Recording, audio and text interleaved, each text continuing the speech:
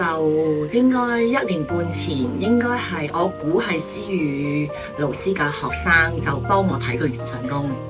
咁跟住嗰陣時就已經覺得好吸引啦，好有興趣啦，已經想學㗎啦。咁就但係有好多嘢學啦。咁點知咧，我就有興趣嗰刻咧，我就揾到思雨老師嘅書，咁我就睇咗，就覺得好精彩。咁一路都好想揾㗎啦。咁但係就飛唔到去台灣。咁咁啱就 Facebook 見到思雨老師嘅課程，咁就哇好想報喎。咁但係其實一路都好擔心嗰個國語唔識嘅。咁但係結果都係決定過嚟啦，就係咁樣。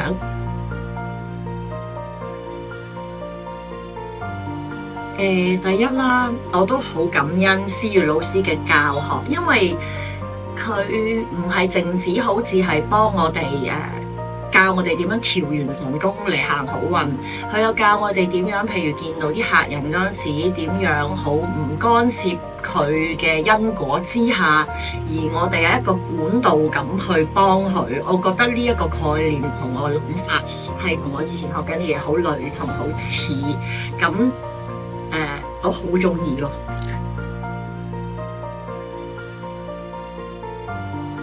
資料性好豐富，亦都係一個好好學嘅老師，睇得出佢即係呢幾廿年應該好用心去喺唔同嘅範疇度吸收唔同嘅知識，再將嗰啲知識整合嚟，希望更加多人可以記成佢咯，個感覺。